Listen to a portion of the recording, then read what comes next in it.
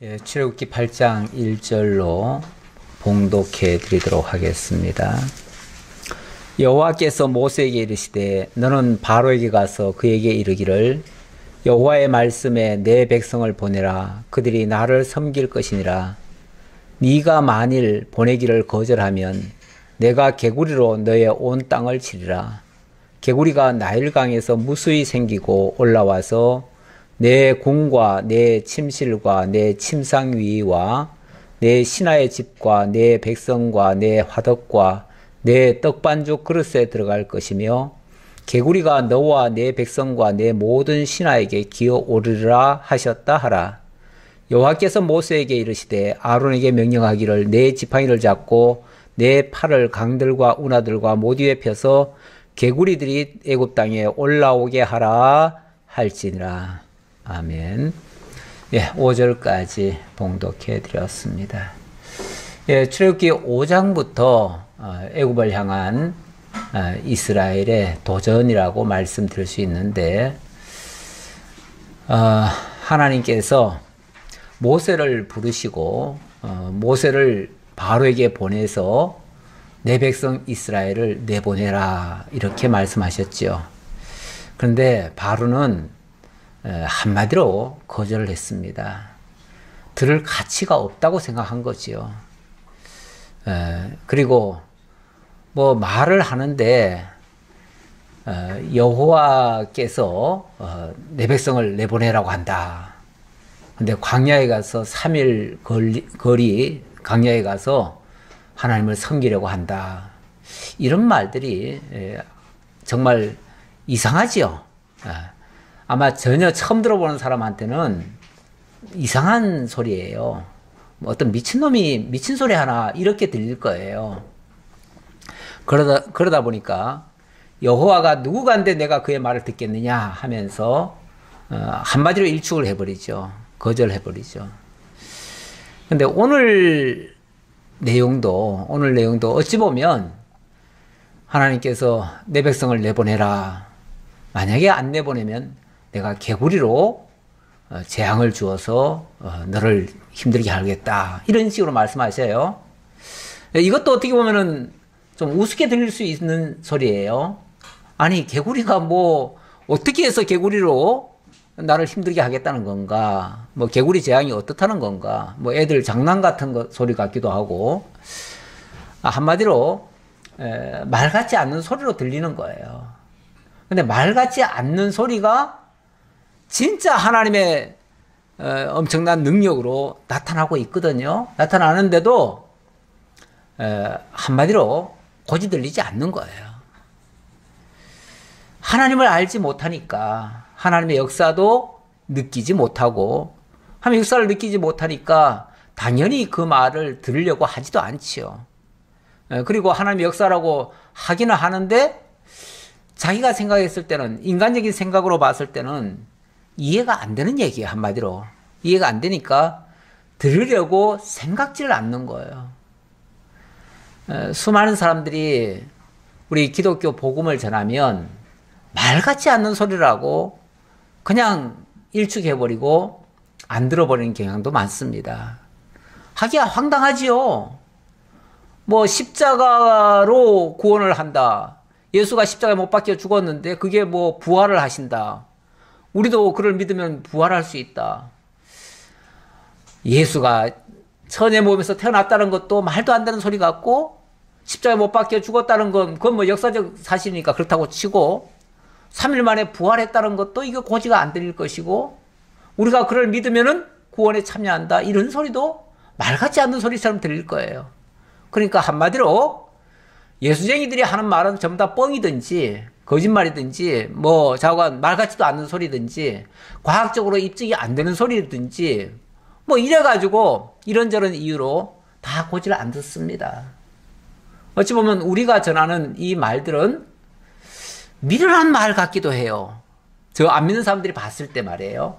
참 미련하고 어리석은 자, 무식한 사람들, 뭐 어떻게 보면 이상한 소리 하는 사람들, 딴 세상 사는 사람들, 뭐 이런 소리로 들릴 거예요.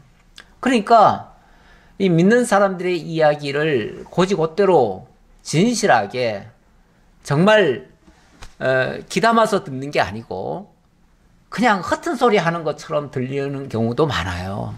그러다 보니까 우리가 외치는 말에 주의를 기울이지 않고 때로는 우리가 정말 이 말씀을 듣지 아니하면 재앙을 받습니다. 진노를 받습니다. 저주를 받습니다. 지옥 갑니다. 직설적으로 얘기하면 그 얘기죠. 지옥 갑니다. 그래도 그런 말이 고지가 안 들리는 거예요. 그러니까 말 같지도 않은 소리 하지도 말어. 그리고는 안 들어버려요.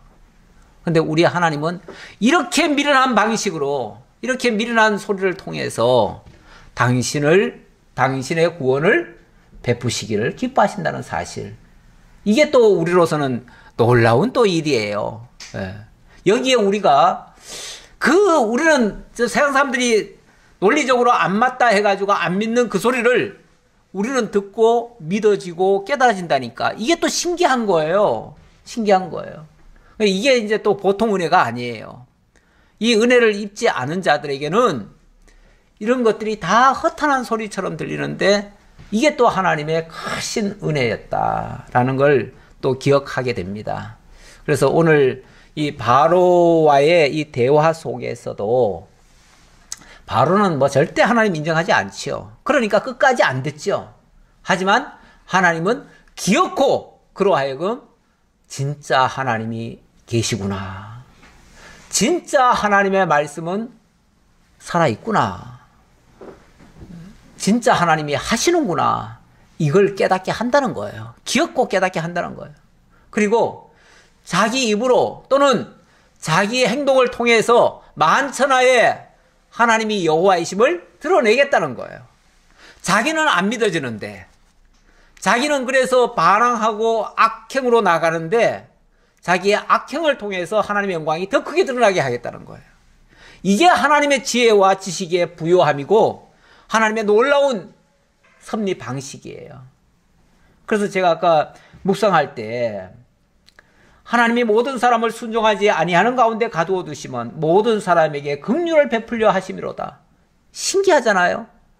모든 사람이 말씀을 안 듣도록 불순종하도록 만들어 놓고 모든 사람에게 긍휼을 베푸시는 이런 역사를 하신대요. 어찌 보면 역설적 아니에요? 말 안 듣게 해놓고 하나님의 영광 보이시고 말 안 듣게 해놓고 자기 택한 백성들에게 순종케 하시고 이렇게 하시는 이 방식, 이런 거를 달리 표현할 수가 없으니까 이 기자가 뭐라고 얘기하냐면 깊도다 하나님의 지혜와 지식의 풍성함이요. 진짜 하나님 정말 이렇게 하시는 방식이 독특하기도 하지만 그 이면에서 하나님이 해가시는 걸 보니까 너무 신기하기도 하고 이게 하나님의 지혜더라 그 말이죠. 하나님의 지혜더라. 이게 세상 사람들이 흉내낼 수 있는 게 아니더라 그 말이죠. 세상 사람들이 봤을 때는 바보 같고 미련하고 어리석은 행위인데 결과적으로는 하나님의 역사를 만들어내더라.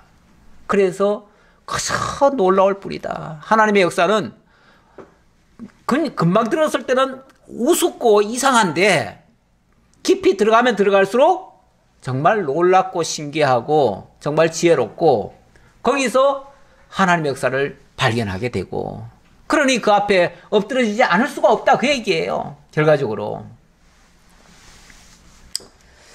자 이제 본문으로 들어갑니다. 자 이렇게 모세를 통해서 엄중 경고를 했는데 바로는 안 듣습니다. 안 듣는 게 아니라 사실은 아예 애시당초 거절할 것을 하나님이 다 아시고 거절할 거라고 미리 말씀하시고 또 안 들을 거라고도 얘기하시고 또 완악하게 될 것이라고도 얘기하시고 그래서 그렇게 할 적마다 한 단계씩 한 단계씩 하나님의 진노를 하나님의 재앙을 더 크게 부으시죠. 부으심으로 결과적으로는 당신의 영광을 더 크게 드러내시죠. 그러니까 안 듣게 해서 당신의 영광을 더 드러내시고 그걸 통해서 만천하에 하나님의 존재를 알려주시고 당신의 택한 백성들에게는 그 하나님을 믿게 하시고 이런 지혜의 방식 이게 하나님의 놀라운 역사더라 그 얘기예요. 그래서 바로는 안 들어야 되고 사실은 모세도 잘 안 듣잖아요. 그렇죠? 모세도 확신이 없어가지고, 예. 자꾸 핑계대고 그러니까 하나님은 모세, 너보고 내가 하라는 거 아니다. 너는 내가 한 말을 아론에게 알려만 줘. 그러면 아론이 다 알아서 할 거야. 대변자가 돼서 할 거야. 그리고 너는 바로나 다른 사람 앞에 신처럼 보이게 할 거야. 그러니까 모세는 전달만 해주고 신처럼 보이고 이런 아론이 하고 이렇게 되는 거예요. 참 신기하죠, 이것도? 이것도 신기해요. 그러니까 내가 일을 많이 해서 내가 큰 상급을 받는 게 아니고 하나님이 나는 말만 전하게 하고 다른 사람을 통해서 역사를 만들어내시고 또 어찌 보면 상급을 받게 하시고 이렇게 역사를 하셔요. 그러니까 어찌 보면 인간의 노력과 행함에 따라서가 아니라 하나님의 그 정하신 뜻대로 그런 역사를 이루어 가시더라. 이것도 신기하다. 자, 그렇게 말씀드리면서 오늘 전반적으로 그런 내용으로 하나님이 이끌어 가시기 때문에 그래서 하나님의 특성을 먼저 알려드린 겁니다.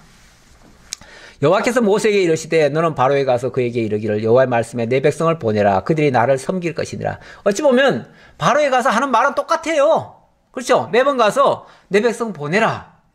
그러면 그 백성이 날 섬길 거야. 뭐 이 말도 바로로서는 고지 안 들리죠. 내 백성이라니. 내 백성인데? 바로가 생각할 때는 이 이스라엘 민족이 다 내 백성인데? 내가 종으로 삼는 민족인데? 이렇게 생각하죠. 근데 하나님은 그들은 내 백성이야. 내 아들이야. 내 장자야. 그러니까 내가 데려갈 거야. 그러니까 그 바로 입장에서는 내 아까운 내 자원을 왜 뺏겨? 이렇게 생각하는 거죠. 그러니까 안 주려고 하는 거죠. 그러면서 네가 만일 보내기를 거절하면 내가 개구리로 너의 온 땅을 치리라. 개구리로 온 땅을 치리라. 그러면은 피식 웃겠죠. 그렇죠? 개구리로 온 땅을 다 치겠다? 그럼 피식 웃을 일이 아니에요? 하나님의 말씀이 어떻게 들으면은 피식 웃을 말이에요.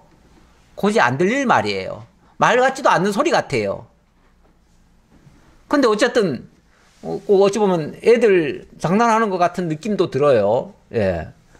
그런데 네가 만일 보내기를 거절하면 여기 단서가 붙었어요. 네가 만일 보내기를 거절하면 내가 개구리로 내 온 땅을 치리라.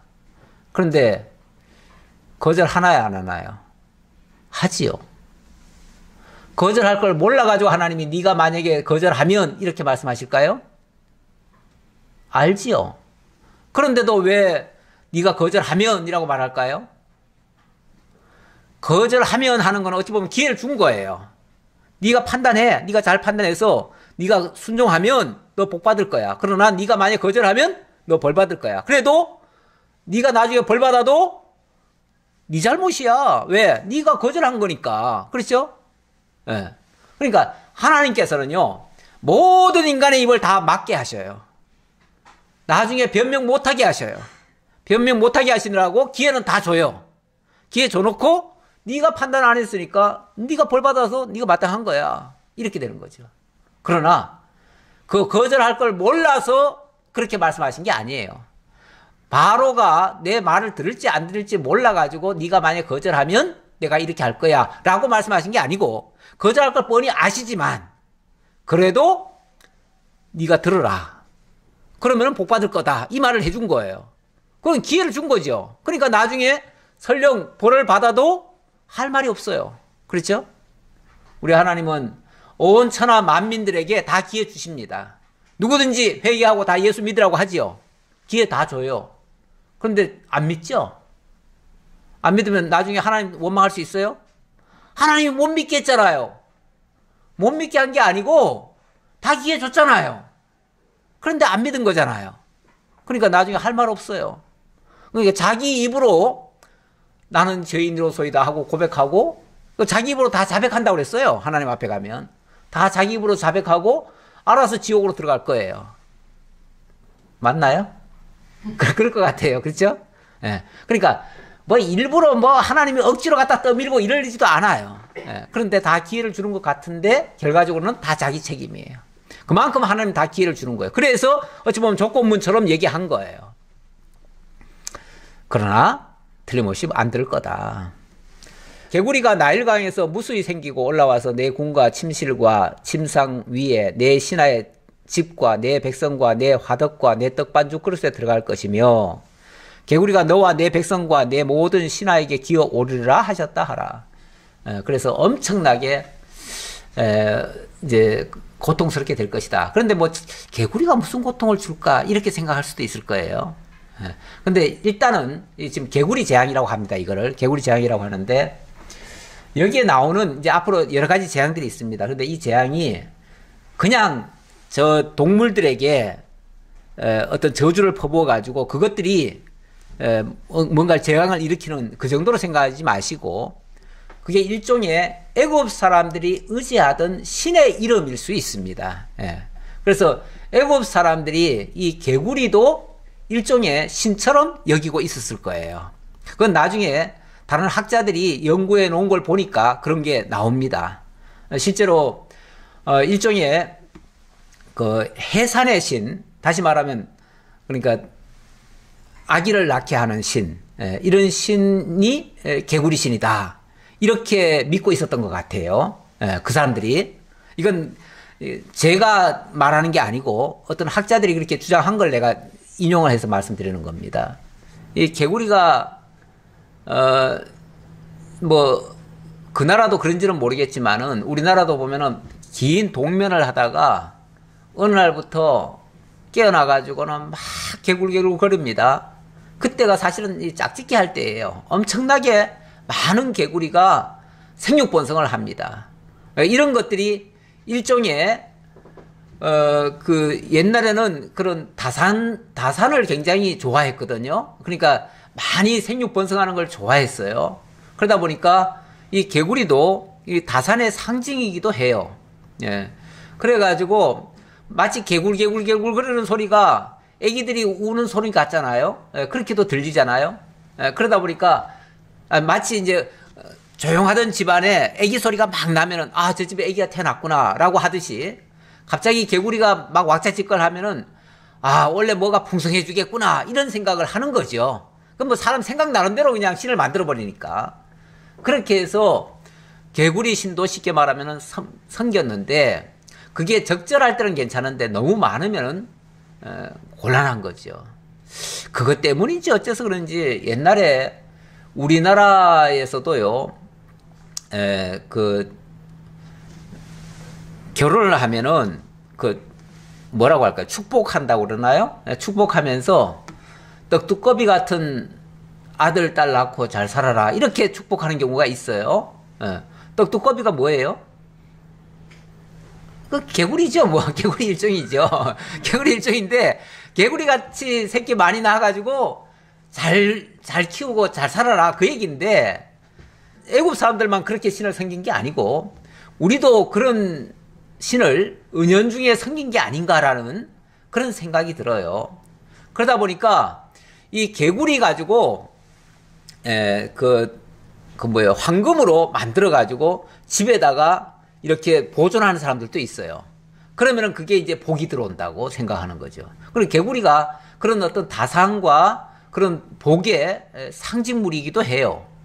근데 이게 생육 번성을 하는 것까지는 좋은데 너무 과하면 그것도 고통이죠. 뭐든지 다 적당해야 되는데 적당히 많으면 좋지요. 그런데 너무 많으면 이건 이제 고통이 다가오지요. 고통으로 변하지요. 다시 말하면 애굽 사람들이 그동안 좋아하고 섬기고 따르던 것이 그들에게 재앙이 될 것이다. 이런 뜻이에요. 우리가 세상에 무엇을 의지하고 좋아하잖아요. 그러면 그것들이 나중에 가서 그것들이 자기들을 고통에 빠뜨리는 그런 것이 될 수 있습니다. 일종의 개구리 신을 이 다산의 상징으로 여겼었는데 그게 자기들에게 재앙을 주는 이런 존재로 바뀌어지는 거죠. 우리 하나님이 그렇게 하시는 거죠. 쉽게 말하면 너희들이 개구리 신을 섬기느냐? 그 개구리 신이 너희를 풍요롭게 만드는 게 아니라 저주 아래 들어가게 할 거야. 내가 그 개구리를 저주했어. 그러면 그 개구리는 너희에게 고통을 안겨줄 거야. 이런 뜻이에요. 이런 뜻으로 이해를 해야 이 부분이 이해가 되지. 그 단순히 개구리만 생각하면 뭐 그렇게 대단한 고통이겠는가 싶어요. 그렇죠? 이제 그렇게 될 거라고 예고를 해놓고 드디어 5절에서 실행에 옮기십니다. 여호와께서 모세에게 이르시되 아론에게 명령하기를 내 지팡이를 잡고 내 팔을 강들과 운하들과 못 위에 펴서 개구리들이 애굽 땅에 올라오게 하라 할지니라. 아론이 애굽 물들 위에 그의 손을 내밀매 개구리가 올라와서 애굽 땅에 덮이니. 자, 하나님께서 그렇게 명령을 하셨고 그거를 모세가 아론에게 전달했고 아론이 실제로 나가서 그 일을 했다 그 말이에요. 그러니까 실제로 애굽 하수에 있던 개구리들이 몽땅 다 올라와가지고 육지로 다 올라와가지고 사람들한테 막 다 기어 오르기까지 했다. 이게 막 한꺼번에 막 덤벼들면요 감당이 안 됩니다. 조금씩일 때는 그 폐해를 잘 모르는데 한꺼번에 많이 뭐든지 오면요 굉장히 폐해가 많습니다. 가끔씩 보면은 지구 온난화 때문에 기후가 많이 바뀌고 그러다가 갑자기 예년에 안 보이던 생명체들이 갑자기 많이 출현을 합니다. 그래서 전혀 없던 막 메뚜기 떼가 갑자기 어느 날은 어느 나라에 그냥 휩쓸고 지나가요. 휩쓸고 지나가는데 평소에 없었잖아요. 없었는데 어떻게 갑자기 그런 것들이 생기죠? 하나님께서 기후를 이리저리 변경을 하니까 다른 나라에 있던 것들이 몽땅 다 한쪽으로 몰려가지고 그쪽으로 다 집계를 하는 거예요. 집계를 하면 메뚜기 떼 한번 지나가고 나면요 완전히 모든 게 다 초토화가 돼버립니다. 그래서 몽땅 다 사라져버려요. 이파리만 사라지는 게 아니라 줄기까지 다 갉아먹어요. 그래가지고 완전히 1년 농사를 다 망쳐버리죠. 개구리도 일종의 그런 것이 아니겠는가. 개구리 재앙도 우리가 이제 이건 유추해 보는 겁니다. 우리가 그 장면을 못 봤기 때문에 유추해 보면은 온 사방에 있던 것들이 한꺼번에 다 한쪽으로 몰려버리는 거예요. 몰려버리니까 그냥 너무 많아져가지고 너무 많으면 막 집에까지도 들어와 버리고 심지어는 음식하는데 그냥 그 안에도 튀어 들어오고 뭐 난리가 나는 거죠. 이렇게 되면 결국은 너무너무 고통스러운 거죠. 그런데 7절 요술사들도 자기 요술대로 그와 같이 행하여 개구리가 애굽 땅에 올라오게 하였더라. 개구리가 위로 올라오게 하는 정도는 요술사들도 하더라는 거죠. 요게 이제 사람 또 잡는 거예요. 이게 바로를 강박하게 하는 방법 중에 또 하나이기도 해요. 사람이 할 만한 일. 이게 이제 그러니까 이게 어찌 보면 하늘에서 내리는 벌이 아니라 이 사람도 이거 할 수 있는 일이다라고 하면은 그래 그러면 사람이 조금만 더 잘하면 되겠죠. 아니면 좀 더 반대로 하면 되겠죠. 그럼 문제 해결되겠죠. 이렇게 생각하도록 만드는 거죠. 바로로 하여금 뭔가 하면은 가능하다. 할 수 있다. 우리도 하면 된다. 이런 생각을 하게 만든 거죠.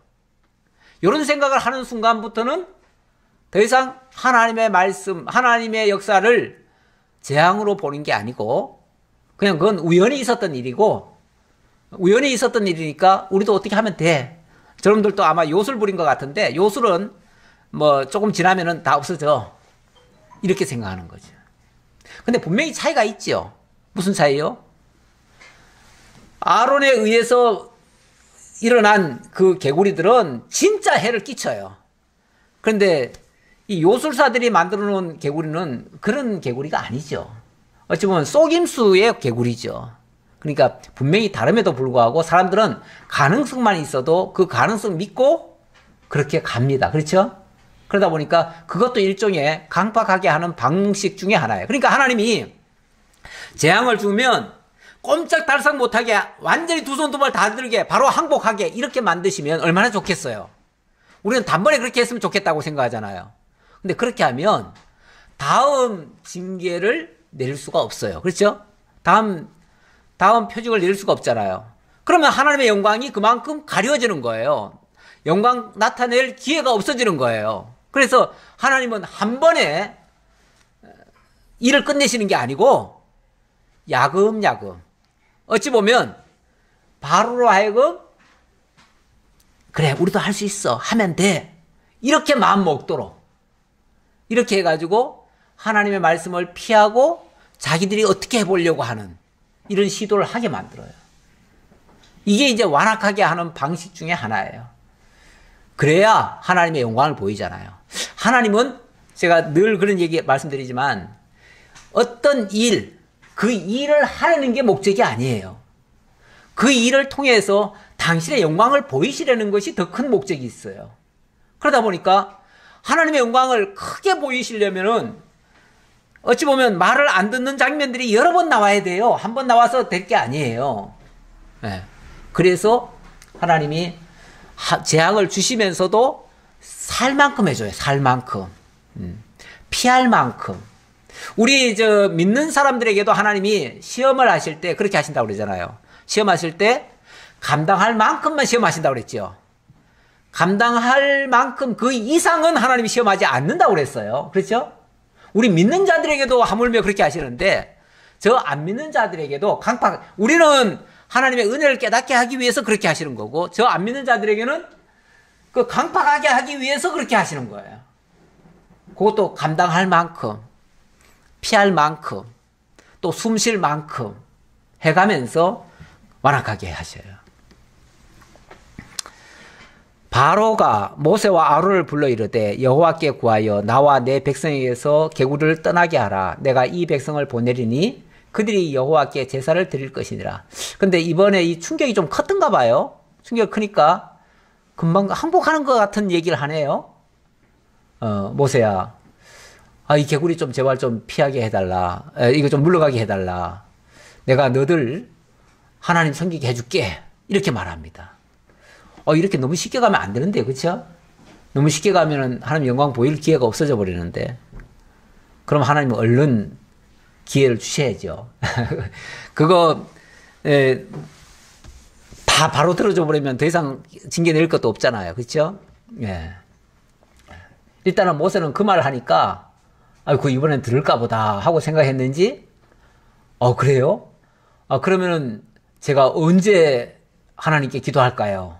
이렇게 얘기하는 겁니다. 모세가 바로에게 이르되 내가 왕과 왕의 신하와 왕의 백성을 위하여 이 개구리를 왕과 왕국에서 끊어 나일 강에만 있도록 언제 강구하는 것이 좋을는지 내게 분부하소서. 제가 언제 그러면 이거 물리쳐 드릴까요? 라고 얘기를 했어요. 그랬더니 그가 이르되 내일이니라. 모세가 이르되 왕의 말씀대로 하여 왕에게 우리 하나님 여호와와 같은 이가 없는 줄을 알게 하리니. 좋습니다. 그러면 내일이라고 했으니까 내일 그럼 제가 하나님께 기도해서 이 개구리가 싹 물러가게 하도록 하겠습니다. 그렇게 해서 이 일이 누구로 말미암아? 하나님으로 말미암아 되어졌다는 사실을 알게 하겠나이다. 이렇게 얘기합니다. 그러니까 모세가 쉽게 말하면 아론이 그 방을 향해서 손을 내미니까 개구리가 올라왔고 또 모세가 기도하니까 개구리가 물러갔다. 이거는 철저하게 하나님이 하셨다는 증거 아니겠어요? 그 증거를 이걸 통해서 보여드리겠습니다. 라고 하는 거죠. 모세와 아론이 바로를 떠나 나가서 바로에게 내리신 개구리에 대하여 모세가 여호와께 간구하며 여호와께서 모세의 말대로 하시니 개구리가 집과 마당과 밭에서부터 나와서 죽은지라. 일이 너무 쉽게 되는 것 같으네요. 이렇게 쉽게 되면 안 되는데. 사람들이 모아 무더기로 싸우니 땅에서 악취가 나더라. 이건 진짜 생명체인 거예요. 이게 속임수가 아니라 진짜 개구리였고 진짜 개구리가 그렇게 하니까 다 죽어버리는 거죠. 죽어버리고 그리고는 사람들이 모아서 무더기로 싸우니까 땅에서 악취가 날 정도로 이게 생물체니까 썩으니까 금방 냄새가 나는 거죠. 그러나 바로가 숨을 쉴 수 있게 됨을 보았을 때에 그의 마음을 완강하게 하여 그들의 말을 듣지 아니하였으니 여호와께서 말씀하신 것과 같더라. 바로가 숨을 쉴 수 있을 정도가 되니까 싹 변하더라. 숨을 쉴 수 있을 정도. 그러니까 우리 하나님께서 사실은 숨을 쉬게 해준 거죠. 왜요? 또 변하라고. 또 변하라고. 예, 결국 그렇게 해서 완강하게 되어서 그들의 말을 듣지 않았는데, 하나님의 말씀을 안 들었는데, 이제 모세를 통해서 전해준 그 말을 안 들었는데, 이게 여호와께서 말씀하신 것과 같더라. 안 듣는 것이 하나님이 말씀하신 것처럼 됐더라. 세상 사람들이 다 잘 들어야 하나님 뜻대로 되는 게 아니고요. 세상 사람들이 말 안 듣고 하나님을 대적하고 하나님을 욕하고 악하게 나가는 것도 하나님 뜻대로 되는 겁니다. 하나님 뜻대로 안 되는 것은 세상에 없습니다. 어찌 보면 악인도 악한 날에 쓰려고 하나님이 지어놨기 때문에 악인들이 열심히 악행을 하는 것은 하나님 뜻대로 되는 거예요. 근데 이제 이원론적으로 생각하시는 분들은 그렇게 생각하지 않지요. 이원론적으로 생각하시는 분들은 하나님은 계속해서 선하게만 하시려고 하고 모든 일을 잘되게만 하시려고 하는데 악한 것들이 그냥 계속 하나님의 일을 방해하고 대적하고 하나님을 못 살게 굴고 그래가지고 그냥 우리도 힘들게 됐다. 그러니 저 악인들을 다 제거해야 된다. 저 악한 것들을 다 없애야 된다. 마귀도 죽여야 된다. 이렇게 생각하는 거죠. 이거는 이원론적으로 생각해서 그래요. 그렇게 되면은 끊임없이 악한 것과 하나님과의 전쟁이 되는 거죠. 계속해서. 그런데 현상적으로 보면 하나님의 뜻대로 선하게 바뀌어지는 게 아니라 저 악한 자들의 뜻대로 악하게 바뀌어지는 세상이 더 많잖아요. 악하게 되는 일이 더 많잖아요. 그렇게 되면은 객관적으로 보는 사람들은 제3자 입장에서 봤을 때는 그러면 하나님은 선하게 하려는데 실제로는 마귀 뜻대로 되니까 결국은 마귀가 더 세네? 이렇게 볼 수도 있어요. 하나님이 세신 분이 아니라 하나님이 승리자가 아니라 마귀가 승리자인 것처럼 보일 수도 있다니까요. 이렇게 되면 하나님 위하는 말입니까 그게? 그래서 이원론적으로 해석을 하면요. 하나님의 영광을 가리는 결과가 되어버려요. 오히려 일원론적으로 이 모든 것들이 악인들이 악행을 하고 말을 안 듣는데 이 모든 것이 하나님 주권 아래에 있다. 그래서 하나님의 뜻대로 되어지더라. 악행을 하면 악행을 할수록 하나님은 우리 시편 2편에 보면 그런 말씀이 있어요. 세상의 군왕들이 막 악행을 하잖아요. 여호와와 그의 기름 부은 받은 자를 끊어버리자 이렇게 하잖아요. 그래가지고 악인들이 막 승승장구하는 것 같아요. 실제로 그런 역사가 일어나니까 세상에. 그런데 하늘에 계신 이가 어떻게 한다고 그래요? 웃으시며 이렇게 말합니다. 하늘에 계신 이가 빙그레 웃으신대요. 그거 보고 저놈들이 정말 지멋대로 악행을 행하는데 참 우습구나 가소롭구나 이렇게 보신다는 거죠. 세상의 악인들이 아무리 할개를 치고 저들 뜻대로 되는 것 같지만은 결과적으로는 하나님의 종속된 하나님의 뜻 가운데서 행하는 일들이에요. 하나님의 주권을 벗어나지 못합니다. 다 하나님의 선한 뜻을 이루기 위해서 악역을 하는 것뿐이에요. 그러니까 악한 일에 쓰임받고 버려진다면 그 얼마나 불쌍한 존재입니까? 하나님의 선한 일에 쓰임받고 하나님과 함께 영원 복락을 누리는 것이 마땅한데 그렇게 되지 않고 하나님을 대적하다가 악하게 쓰임받고 하나님의 선을 이루는 도구만 하다가 버려지면 얼마나 불쌍하냐 그 말이에요. 근데 악인들의 모습이 그런 모습이거든요. 바로의 모습이 바로 그런 모습이거든요. 자, 이렇게 해서 일단 개구리 재앙은 하나님께서 주셨다가 좀 풀어준 거예요. 풀어주니까 또 완악하게 됐어요. 일부러 하나님께서 주셨다가 풀어줬다가 그렇게 해서 완악하게 만들어서 하나님의 영광을 더 드러내시는 이렇게 역사를 하셔요. 자, 일단 그 재앙은 끝났고요. 다음 세 번째 재앙. 이번에는 티끌을 통해서 이제 이를 만들어서 고통을 주는 그런 재앙입니다. 여호와께서 모세에게 이르시되 아론에게 명령하기를 내 지팡이를 들어 땅에 티끌을 치라 하라. 그것이 애굽 온 땅에서 이가 되리라. 여기서도 마찬가지로 하나님은 모세에게 말씀하시고 모세는 아론에게 명령하라는 거예요. 그래서 어찌 보면 모세는 중간 역할만 하고 뒤에서 심부름만 해주고 뒤에서 폼만 딱 잡고 있으면 돼요. 그러면은 아론이 앞에 나가서 다 할 거거든요.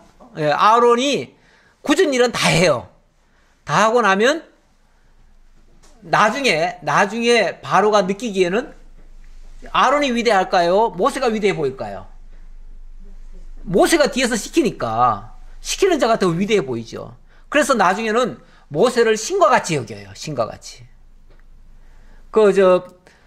바울이 복음 전도하다가 구브로 섬에 가가지고 전도하는데 독사가 와서 물잖아요. 예, 물었을 때 이제 기도하니까 바로 그게 떨어져 나가서 그 독사가 죽잖아요. 그렇죠? 예, 독사 죽어요. 그러니까 원래는 독사에 물리면은 사람이 죽어야 되는데 안 죽어요.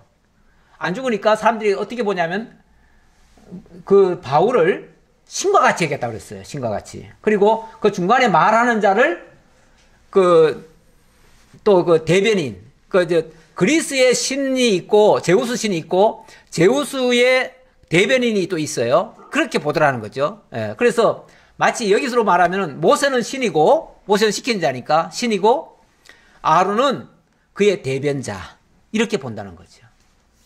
이것도 하나님이 그렇게 해주신다고 말씀하셨고 그렇게 또 해주시는 거예요. 그들이 그대로 행할세 아론이 지팡이를 잡고 손을 들어 땅에 티끌을 치매 애굽 온 땅의 티끌이 다 이가 되어 사람과 가축에 오르니 요술사들도 자기 요술로 그같이 행하여 이를 생기게 하려 하였으나 못하였고 이가 사람과 가축에게 생긴지라. 우리 연세 좀 드신 분들은 다 추억이 있지요. 예, 옛날에 하도 많아가지고 옛날에는 DDT를 갖다가 직접 갖다 사람 몸에다 뿌렸어요. 지금 생각하니까 끔찍해요. 그거 뿌리면 사람 그거 완전히 큰일 날 일이죠. 예, 큰일 날 일인데 옛날에는 그게 좋은 줄 알고 그걸 몸에 막 바르기도 하고 막 이렇게 했죠. 근데 그게 굉장히 발암물질입니다. 그게 발암물질이고 그거 걸리면 그것도 큰 고생을 합니다. 그런데 자관 이가 이렇게 사람을 괴롭힐 수 있습니다. 잘 보이지도 않는 게. 근데 먼지만 날렸을 뿐인데 그 먼지가 전부 다 이가 되더라. 이게 신기한 거죠. 이것도 신기한데 자관 하나님의 역사입니다. 이것도 이제 고통을 주는 거예요. 그랬더니 요술사도 이상하다. 이번 거는 참 신기한데 우리도 해볼까 했는데 안 되더라는 거죠. 안 되더라. 자, 앞에서까지는 다 됐어요. 근데 이번에는 안 돼요. 안 되니까 이 요술사가 뭐라고 얘기를 하냐면 요술사가 바로에게 말하되 이는 하나님의 권능이다. 권능이니이다 하였으나 바로의 마음이 완악하게 되어 그들의 말을 듣지 아니하였으니 여호와의 말씀과 같더라. 이 요술사들이 자기네들도 해봤는데 안 돼요. 그러니까 이거는 더 이상 사람이 할 수 있는 일이 아닙니다. 이전까지는 사람이 어떻게 흉내라도 냈는데 이거는 흉내도 못 내겠습니다. 우리도 이제 못합니다. 라고 했다는 거예요. 근데 바로는요. 바로는 신을 일단 인정을 하지 않습니다. 그 이스라엘의 신이라고 하는 걸 인정하지 않습니다. 그러다 보니까 이것도 뭔가 너희들이 지금은 못하지만 뭔가 너희들이 조금만 더 노력하면 할 수 있어. 한번 해봐. 이러는 거죠. 사람들이 한번 그 미련한 마음이요. 사람을 미련하게 계속 행동을 하게 만들어요. 예. 그래가지고 아니야. 한번 더 해봐. 할 수 있어. 하면 돼. 그래가지고 할 수 있다. 머리에 띠 두르고 하는 사람도 있잖아요. 될 때까지 해보는 사람들. 예. 물론 뭐 그렇게 해서 또 못하던 일을 할 수도 있을지 모르겠어요. 그러나 이거는 안 되는 거죠. 안 되는 건 안 되는 거죠. 그러면서 요술사들이 한 말, 이는 하나님의 권능이니이다. 이렇게 얘기했습니다. 하나님의 권능. 이건 하나님의 손길이다. 그 말이에요. 하나님의 솜씨였다. 이건 하나님만이 할 수 있는 일이다. 이 얘기예요. 이건 사람이 흉내낼 수 있는 게 아닙니다. 인정했어요. 요술사들도. 그런데 바로는 거기까지는 모르니까 너희들도 한번 할 수 있어. 해봐. 하고 안 들었다는 거예요. 안 듣는데 그 안 듣는 게 하나님께서 완악하게 하심으로 그들이 안 들었는데 그것이 바로 여호와의 말씀과 같이 됐다. 자관 안 듣는 것도 하나님 말씀대로 된 거예요. 참, 그러니 세상에 그 어느 것이 하나님의 뜻대로 되지 않는 게 있겠어요. 근데 이렇게 말하면 또, 뭐 말끝마다 전부 다 하나님 뜻대로 됐대. 그러면서 또 부정하는 사람들도 있기는 있지요. 예, 맞아요. 듣기 싫을 수도 있어요. 예, 우리끼리 하는 말이에요.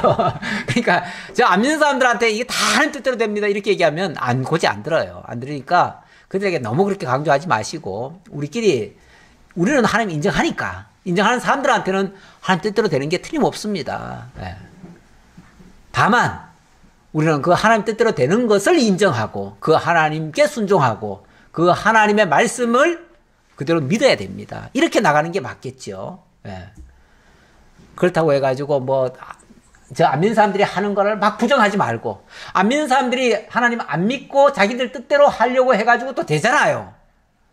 되도록 하신 거예요. 하나님 왜? 그래야 계속 그대로 가지요. 만약에 그들이 하는 일마다 안 된다 그러면은 그들이 하겠어요? 그들이 완악하게 계속 가야 되기 때문에 하나님은 계속 그렇게 그들도 뜻대로 되도록 하는 거예요. 예. 그러니까 그걸 또 부정할 필요가 없어요. 하나님 그렇게 하신 거야. 하나님이 그렇게 하시는 거야. 그렇게 말하면 돼요. 그렇죠? 안 믿는 사람도 다 안 믿고도 되게 하는 일을 하나님이 되게 하셔요. 말이 어려운가요? 그게 새겨서 들으세요. 제가 혹시 좀 틀리게 말을 하더라도 그런 의도로 말씀하시는 거구나. 다 하나님 뜻대로 다 된다는 뜻이구나. 이렇게 이해하세요. 자, 20절입니다. 20절은 이제 이번에는 네 번째 재앙이 되네요. 네 번째 재앙인데 이번에는 또 파리 재앙입니다. 어쨌든 이런 재앙들이 어떻게 들으면은 꼭 장난 같은 재앙이잖아요. 그렇죠? 파리, 개구리, 이런 재앙이니까 이런 것들이 꼭 장난 같은 느낌이잖아요. 요즘 오징어 게임 보니까 무궁화꽃이 피었습니다. 이런 거 가지고 하더라고요. 아니면 뽑기 하는 거, 그런 거 가지고 하는데 이게 다 장난 같은데 사람들은 너무너무 신기하잖아요. 그렇죠? 신기해가지고 그걸 안 본 사람, 우리는 너무 옛날에 다 했던 거라 하나도 궁금하지도 않고 이상하지도 않은데 저 안 믿는 사람들 봤을 때 너무 신기한 거예요. 그러니까 이런 것도 있냐 그래가지고 막 환장을 하는데 우리 하나님이 하시는 게 우리들 눈에는 별거 아닌데요. 저 안 믿는 사람들은 또 이상하게 또 조롱할 것 같은데요. 사실은 대단한 겁니다. 사실은 대단한 거예요. 여호와께서 모세에게 이르시되 아침에 일찍 일어나 바로 앞에 서라. 그가 물 있는 곳으로 나오리니 그에게 이르기를 여호와께서 이와 같이 말씀하시기를 내 백성을 보내라. 그러면 그들이 나를 섬길 것이니라. 어디 가는 데마다 그냥 툭툭 나타나가지고 모세가 내 백성 보내라. 내 백성 보내라 그러네요. 하숫가 한번 거느려고 했더니 거기에 나와가지고 또 내 백성 보내라. 이렇게 얘기하네요. 그러면서 네가 만일 내 백성을 보내지 아니하면 내가 너와 내 신하와 내 백성과 내 집들의 파리떼를 보내리니 애굽 사람의 집집에 파리떼가 가득할 것이며 그들이 사는 땅에도 그러하리라. 이번에는 파리로 재앙을 주시겠답니다. 파리 재앙이 어떨런지 감히 상상은 안 되지만 그러나 우리가 참 모기, 파리, 벌레만 좀 있어도 징그럽잖아요. 시골에 있으면서 옛날에는 그냥 파리하고 같이 살았어요. 파리하고 살았어요. 옛날에 얼마나 많은지 옛날에 어떤 외국인이 지나가다가 새카만 밥을 먹고 갑자기 들어눕길래 죽었나 보다 해서 가봤더니 죽은 게 아니고 그냥 파리떼가 새카맣게 앉은 밥을 먹고는 그냥 한잠 자더래요. 들판에서 그냥 한잠 자더래요. 그러고는 일어나더래요. 그냥 함께 살은 거죠. 함께 살았어요. 그러려니 하고 살았죠. 우리 시골에서 살 때는 그랬는데 좌우간 조금일 때는 상관이 없지만 너무 많으면 그것도 아주 즐겁할 일이죠. 그런데 이번에는 단순히 파리가 괴롭히는 것 정도가 아니라 이번에는 애굽 땅에 온 천지의 파리떼와 고센 땅에 파리가 하나도 없는 것과 그야말로 경계선 하나 차이인데 경계선 하나 차이에 한쪽은 새까맣고 한쪽은 아주 그냥 깨끗하도록 이렇게 구별을 하는 모습으로 이번엔 재앙을 주십니다. 구별하는 모습. 그러니까 매번 재앙이 비슷비슷한 것 같지만은 사실은 조금씩 다르긴 달라요. 다른데 여기에는 이제 구별이라고 하는 게 좀 더 특징이라고 볼 수 있겠어요. 그래서 22절에 보니까 그날에 나는 내 백성이 거주하는 고센 땅을 구별하여 그곳에는 파리가 없게 하리니 이로 말미암아 이 땅에서 내가 여호와인 줄을 네가 알게 될 것이라. 이 땅에서 다시 말하면 고센 땅에 있는 사람들에게는 하나님이 파리떼를 하나도 없게 해가지고 거기에 계신 하나님, 다시 말하면 고센 땅에 있는 사람들을 위한 하나님. 그래서 이들은 바로 내 백성이다 라는 거를 그들에게 똑똑히 보여주겠다 그 얘기죠. 그러니까 이쪽에는 파리떼만 새까맣게 있어가지고 거기는 하나님이 안 계시는 모습이고 이쪽에는 너무너무 깨끗해가지고 하나님이 계신 모습이죠. 이걸 극명하게 대비함으로써 하나님은 이스라엘의 하나님이다 라는 걸 보여준다는 거죠. 이걸 이제 구별을 한다 이렇게 표현하는데 이 구별이라고 하는 특징이 이게 이제 여기서 나온 말이 거룩입니다. 거룩. 거룩이라고 하는 말을 다른 말로는 또 구별이라고 또 해요. 이제 뽑아내는 것도 거룩의 중에 하나입니다. 하나님께서 이스라엘 백성들을 애굽 땅에서 이끌어내셨잖아요. 이끌어내시는 이것도 구별의 한 방식이에요. 구별의 한 방식인데 하나님은 자기 백성들을 따로 구별해서 이끌어내십니다. 설령 같이 살아도 그 중에서 그의 영을 끄집어내시기도 하고요. 지금으로 말하면은 그렇죠? 하나님은 완전히 우리가 세상 가운데 살지만 거기서 이끌어내셔요. 이끌어내서 따로 모아놓은 그 무리들을 뭐라고 그러냐면 에클레시아라고 그래요. 제가 출애굽기 하면서 그 얘기 했죠. 출애굽기가 엑소더스인데 이건 밖으로 불러내다라는 뜻이에요. 밖으로 불러내다. 그런데 그게 거기서 나온 말이 또 에클레시아고 에클레시아라는 말이 교회예요. 교회라는 단어가 결국은 세상 가운데서 우리를 이끌어내가지고 하나님의 사람으로 묶어놓은 자들이에요.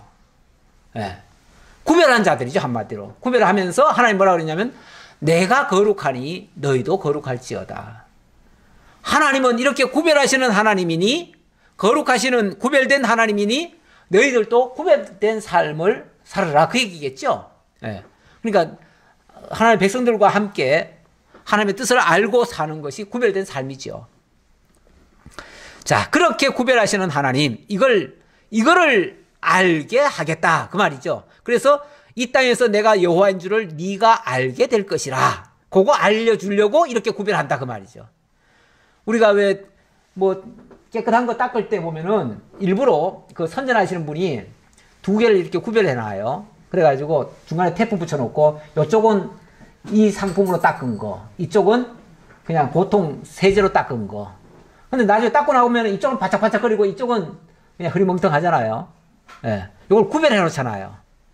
그래서 이쪽이 진짜 성능이 좋고 옳은 거다라는 걸 알려주는 거죠. 우리 하나님께서 고센 땅과 애굽 땅을 이렇게 구별해 놓고 여기에 내가 있다. 여기에 내가 있다. 이걸 알려주는 거죠. 내가 내 백성과 너의 백성 사이를 구별하리니 내일 이 표징이 있으리라 하셨다 하라 하시고 여호와께서 그와 같이 하시니 무수한 파리가 바로의 궁과 그의 신하의 집과 애굽 온 땅에 이르니 파리로 말미암아 그 땅이 황폐하였더라. 파리로 말미암아 황폐하였더라. 제가 아까 메뚜기 지나갈 때 황폐하더라 이런 얘기 말씀드렸었는데 파리도 이게 우리가 뭐 별거 아닌 것 같지만 그게 뭘 뜯어먹겠나 싶지만은 그게 지나가고 나면 완전히 쑥대밭 될 수도 있습니다.